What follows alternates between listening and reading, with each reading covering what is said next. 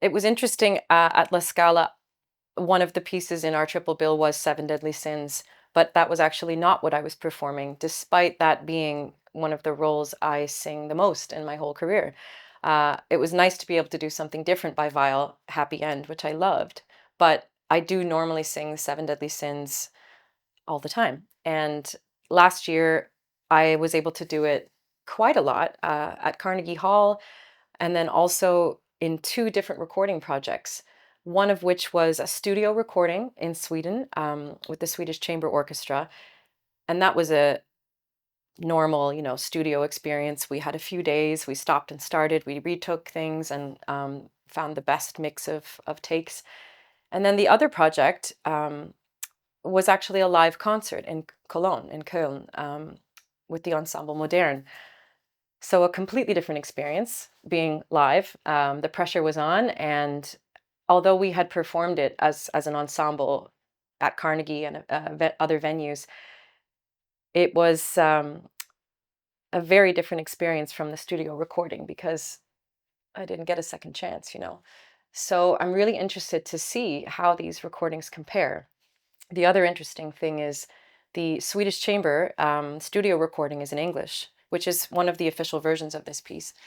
And the Cologne Ensemble Modern is in German, the official original Brecht text. So they are quite different, and there's a totally different color to the piece from these different languages. But I think the main difference will come from the energy of having an audience in one, and the specificity and the precision that you can find in a studio recording. So even though it's the same piece, the same music, I think it's going to be really different. I've heard rough cuts of both. The final versions are not out yet, but they both sound fantastic. Coming out later this year, so late in 2025, early 26, I think. I can't wait. We had the same conductor for both recordings, the live and the studio. Different orchestras, but the same conductor. So there is that kind of cohesion between the two of them that HK Gruber, our conductor, brings to his approach to this piece.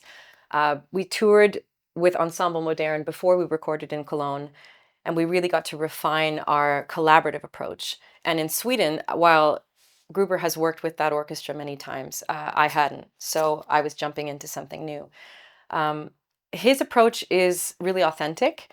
He is in the later part of his career, and he's been working for decades performing Weill as a specialist, and had in his early years a lot of training with people that worked very, very closely with Weill and Lenya, and even has met and spoke to Lenya herself before she died about her thoughts on this piece and others. So he is definitely one of the reigning authorities on the performance practice of Kurt Weill in the world right now. So what an honor to be able to do this with him and to have his input and his expertise. But what's also really great is he was excited to know what I thought. He was excited to support and foster my personal interpretation. I wasn't actually expecting that. So the balance between me having that freedom, that latitude, and him giving me these little nuggets of wisdom whenever he felt like he had something to contribute, I think that led to the creation of something new, but also extremely rooted in the authentic Weill style. And I just in general love working with him. He's a sweetheart, and I'm excited that we have a recording project on the books for next year. A different work, but more Weill, and I can't wait actually for that. So it's the beginning of hopefully a collection of exciting projects. So prior to last year and the spree of concerts and recordings of the Seven Deadly Sins, I had sung the piece many, many times in English and in German, and I already had a feeling for how I would approach it in each language in a unique way. Obviously, the original, the German, it fits like a glove. The percussive nature of the language really suits the impulse of the music, which is naturally quite pointed and I think sometimes even aggressive. Brecht holds no punches, and Weill matched him in his composing style to create a piece that really does shake you by the shoulders and say, wake up, this is how the world is.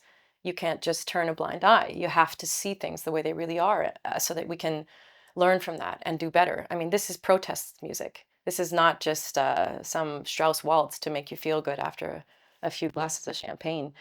Um, it's extremely political, and it has a message. So when you sing it in the original German, I think there's no obstacle to finding the sort of knife point edge that the delivery requires. Um, but it's interesting when I sing it in the English, because it's my mother tongue. I also feel this complete, I wouldn't call it reckless abandon, but I feel very liberated in my approach because I'm fully in command of the language.